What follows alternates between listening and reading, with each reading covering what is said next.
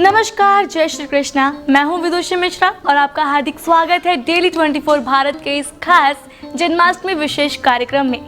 आज हम आपको लेकर चलेंगे एक ऐसे पावन त्योहार की ओर जो हमारे सांस्कृतिक और आध्यात्मिक जीवन का अनमोल रत्न है, भगवान श्री कृष्ण का जन्मोत्सव जन्माष्टमी। ये वो रात है जब धरती ने एक ऐसे देव बाल का स्वागत किया जिसने प्रेम, धर्म और न्याय की नई कहानी लिखी। तो चलिए समझते हैं इस जन्मोत्सव में क्या खास बात है, क्यों इसे आधी रात को मनाया जाता है और देश भर में इसे कैसे भव्यता से मनाया जाता है। दोस्तों, जन्माष्टमी सिर्फ एक त्यौहार नहीं है बल्कि एक महाकाव्य है, विश्वास का, संघर्ष का और सबसे बड़ी बात आशा का। भागवत पुराण में विस्तार से वर्णित है कि श्री कृष्ण का जन्म भाद्रपद मास के कृष्ण पक्ष की अष्टमी तिथि को आधी रात के समय मथुरा में हुआ था। परंतु इस जन्म के पीछे छिपी कहानी है आतंक, संघर्ष और चमत्कार की। मथुरा के अत्याचारी राजा कंस ने अपने हाथों में सत्ताधारी शक्ति लेकर देवकी और वसुदेव को कैद में रखा था। उनके पहले 7 बच्चों को कंस ने जान से मार डाला, क्योंकि भविष्यवाणी थी कि 8वां पुत्र उसकी मृत्यु का कारण बनेगा। लेकिन इस रात के अंधकार के बीच एक आशा की किरण फूटी, वो थी कृष्ण की जन्म रात। अब आपके मन में एक सवाल होगा कि आखिर आधी रात ही क्यों खास है। आपको बता दें कि आधी रात का समय केवल 1 घंटे का हिसाब नहीं बल्कि आध्यात्मिक जागृति का प्रतीक है।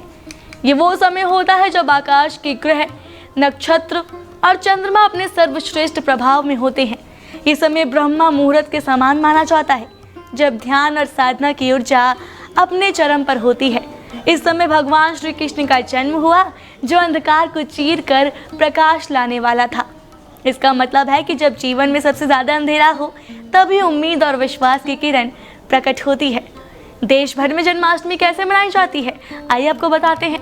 भारत की विविध संस्कृति में जन्माष्टमी के रंग भी विविध हैं।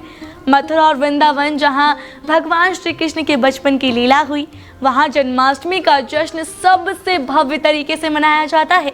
यहाँ मंदिरों में रात्रि 12 बजे भगवान बाल कृष्ण का अभिषेक किया जाता है।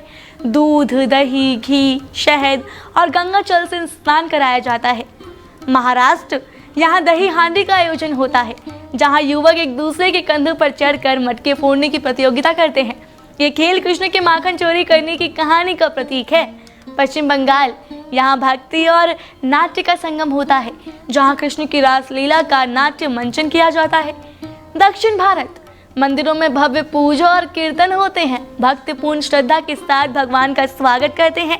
हर जगह जन्माष्टमी प्रेम, भक्ति और उल्लास का पर्व है। श्री कृष्ण ने सिर्फ धर्म और न्याय का मार्ग नहीं दिखाया, बल्कि प्रेम, करुणा और मनुष्य तत्व की सबसे बड़ी सीख दी है उन्होंने।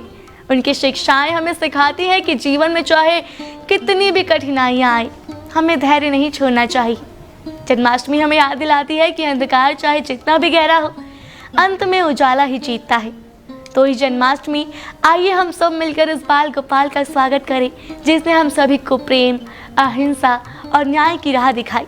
हमारे दिलों में उनके प्रति श्रद्धा और भक्त की लौ जलाए रखे।